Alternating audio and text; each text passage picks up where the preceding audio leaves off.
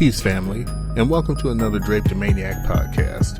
This is Ayapo Yapa, the HDIC, that is, the head Drapetomaniac in charge. And we're here to have conversations on how to get off this plantation. Years ago, I went to see a play that I sadly can't remember the name of, but there are two things that I do remember about it, and that is that one, it was a dinner theater. Excuse me. I'm sorry to interrupt. I just wanted to make sure that you listeners are listening to the Drapetomaniac podcast on doayamedia.com. You are, right? And the other was what the play was about. It was about a married woman and her lover who were plotting and attempting the death of her husband. They kept using various methods to try to cause the untimely demise of her husband, but to no avail. Oddly enough, the play was a comedy. I'll never forget the biggest laugh of the play, at least for me, was at the end of the second act, where the wife and her lover, after trying several methods of killing her husband, they had him tied up in the living room, and she and her lover finally pulled him to the bathroom. And you could hear the water in the back, and you could hear the struggle going on, and everything was left to the imagination. But basically, you knew that they took him back to the bathroom to drown him in the bathtub. After a while, everything got quiet, and eventually, the woman and her lover ended up walking back out on the stage. And they looked a little disheveled, but they embraced each other and talked about how relieved they were that now it was finally all over. And so they kissed and they walked off stage. The audience was left for 45 seconds to a minute, which is a long time when you're just looking at a quiet, empty stage. And everything was just silent. But then, off stage in the back, you could start to hear the splashing of water and some commotion. And the character of the husband appeared through the stage door that was, the bathroom door. And he was soaking wet. And the ropes were still tied around him, but loose enough that he could awkwardly walk around, and his glasses were on crooked and everything. And he staggered forward and collapsed on an armchair on the stage facing the audience. He spat out a mouthful of water and then said loudly toward the audience as he was gasping for air, "That settles it. Me and Mildred are going to go to a marriage counselor." The audience erupted in laughter as the lights faded, and that was the end of the second act.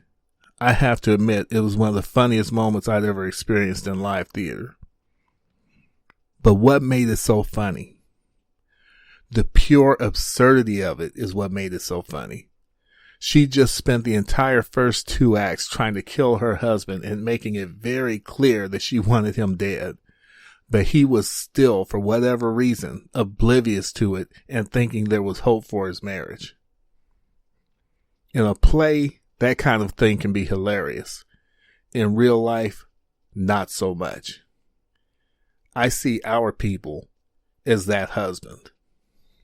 Are you upset that you're only getting $600 of your own money from the government, while the same legislation sends the majority of the money to other countries and to special interests and to people who already have it and don't need it? I want to clarify what has just happened. First, let's look at Nancy Pelosi. Several months ago, we could have already had more stimulus and double the pathetic, unhelpful amount that we're getting now. At one point, it was on her shoulders and hers alone to get it through, and she would have in all likelihood gotten it if she had actually wanted to help. But if that happened, it would have made Trump look good possibly, and it was before the election. So instead of getting people the help they needed, some people just so they could have food or pay rent or utilities, she blocked it and gave the BS excuse that the amount offered was unacceptable and that she would not take anything less than what she wanted in the first place for the American people, quote unquote, the American people. She used that as her rationale for leaving people to rot for several months. after the election, when Trump lost, she was offered half of what she was offered before. And she said, yeah, that's good.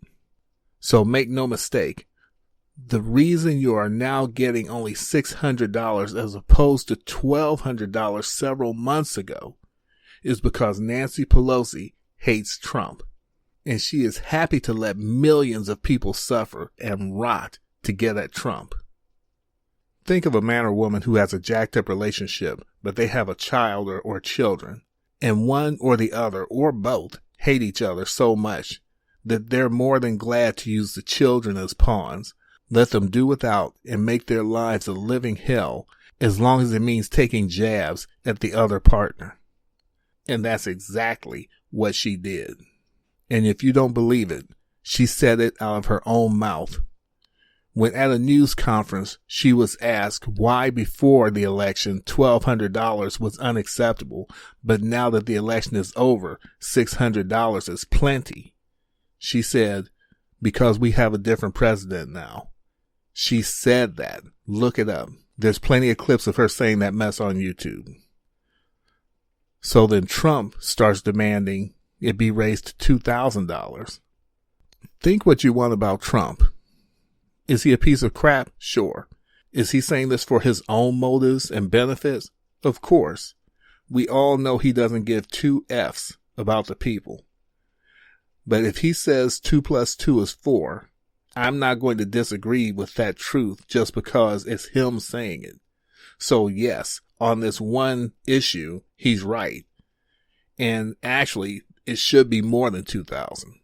And if it had gone through, I personally don't know of anyone who would say, I'm not going to take it because Trump is the one who brought it up. Just give me the $600. Maybe there are some people out there who would say that. I'm just not one of them.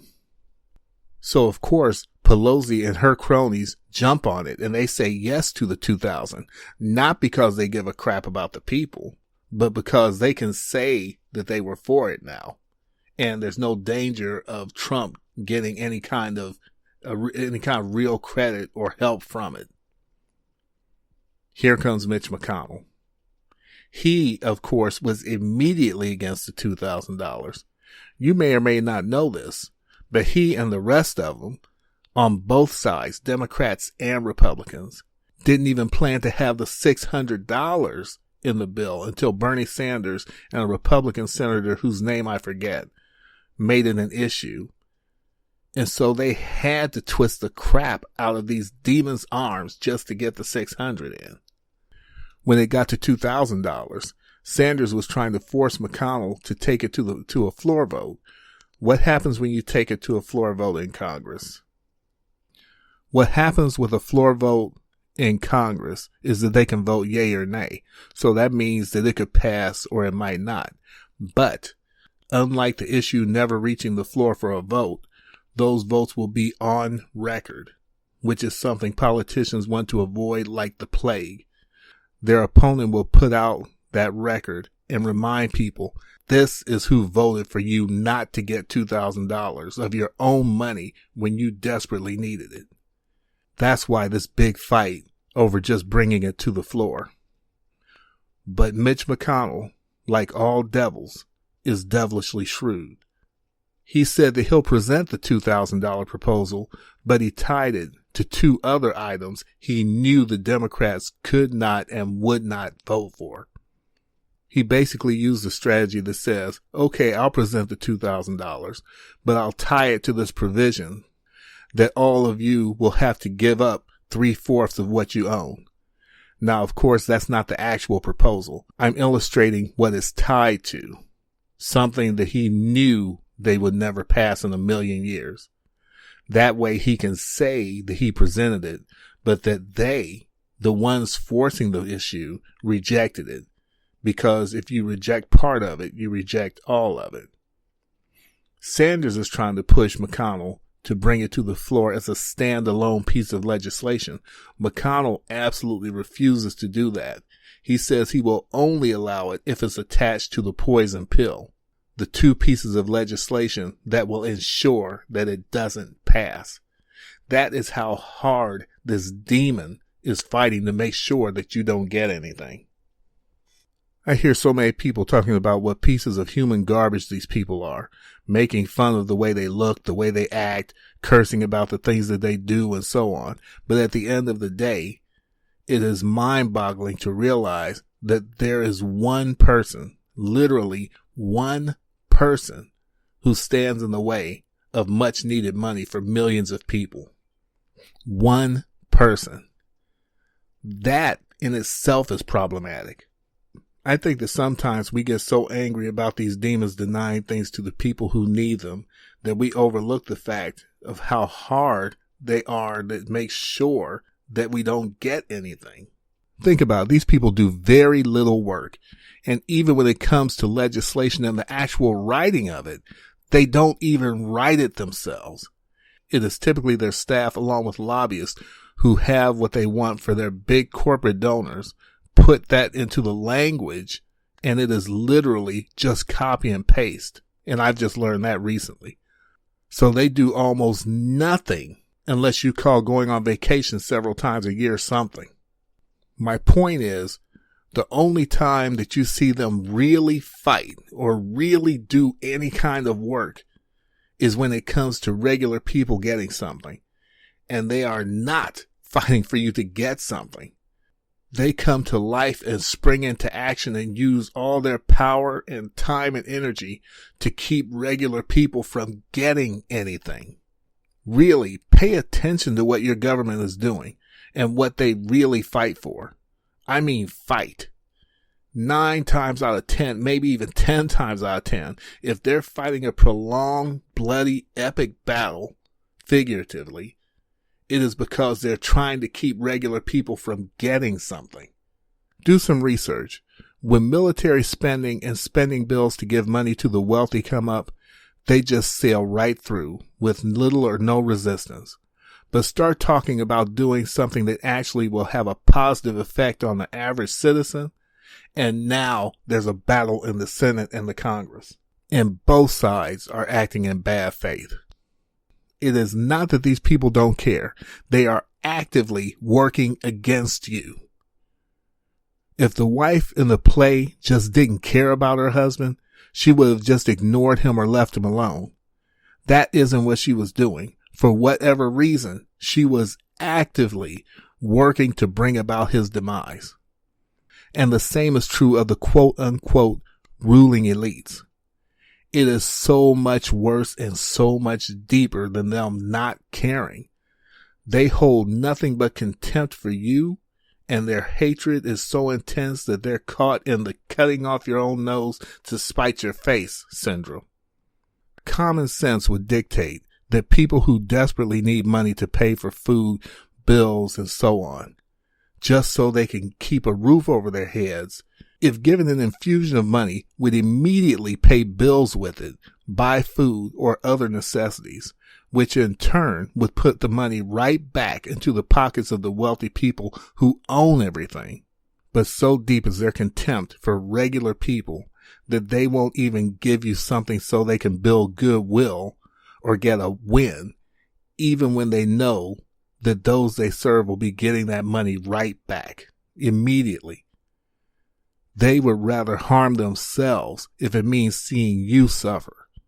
It's like the scene at the end of Titanic where the man was so consumed with hate for the other that he forwent getting on a lifeboat so that he could chase and kill the other man, even as the ship was sinking. That is what happens when you're so consumed with contempt that you can't even think or behave rationally. And that is who holds the reins of power in this country. They can't even behave rationally because of the deep, profound contempt that they have for the people of this country, regular people. I must add this unfortunate caveat. The system is so corrupt, so gamed, and so fixed that sadly, those in positions of power, corporations, banks, and so on have figured out several ways to extract money from you while still giving you absolutely nothing. So to that degree, they actually have found a way to do nothing for regular people and still take anything that you have. They are demons in every sense of the word. What does all of this mean for black people? What I've been saying without fail on nearly every podcast. As we march, protest, and demand of this government to do right by our people, whether in the form of reparations, equality, police reform, or defunding of same, and so on, we are delusional if we do not recognize and acknowledge that this government has completely abandoned the general population and is gladly leaving them to rot. We are talking about a general population that is mostly white and whom historically this country has given privilege. That privilege is now coming to an end, and white people who have benefited from it for centuries, at the same time that they were always denying that they even had it, are becoming unhinged as they watch it erode and are waking up to the fact that the government cares nothing for them either, and that they have been used as pawns and dupes in order to not only fortify the power of the 1 and 10%, but to also bring absolute torment and terror to our people. So, and let's use our common sense here. If the government is now actively working against the white people in this country, behind the scenes they always have been, but they're just not making a secret out of it anymore. We need to snap out of it and see that there's nothing that we can hope for from this system, and that the only hope that we have is to separate from it. Start doing your research. There are a lot of people, black and white, who have seen the writing on the wall and are jumping ship. They're finding any way possible, as much as possible, to disconnect from this present system. It may be nearly impossible to totally disconnect, but doing things like working hard and methodically to become debt-free, eating naturally, and if, when you can, growing your own food, taking extreme measures to get control of your health. Extreme meaning normal, like diet and exercise, and cutting down or out totally altogether of processed foods and meat, and definitely eating nothing out of an irradiated ocean. Educating oneself, and maybe most helpful of all, dropping the notion of material wealth and materialism. That, as much as anything, will put your feet firmly on the path to freedom. Look at what they're doing right now. They are non-stop advertising things to buy, and go into more and more debt and become wage slaves over, while simultaneously seeing to it that you have no money. The goal has always been and remains that of enslaving people. It is time that we go against it. Determined that we are unwilling to make deals with the devil just so that we can have some baubles and shiny things. I, for one, would rather have my freedom. Thank you for listening to this edition of the Drapetomaniac Podcast. This is Ayapo Yapa, the HDIC, that is the head Drapetomaniac in charge, wishing you peace and blessings, safety, security, and sanity through separation. And until we meet again next week at the same time, I'll see you on the run. And thank you again for listening to the Drapetomaniac Podcast. Tune in next week at doiamedia.com.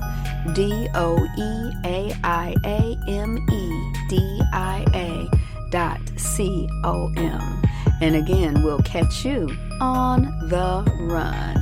Peace.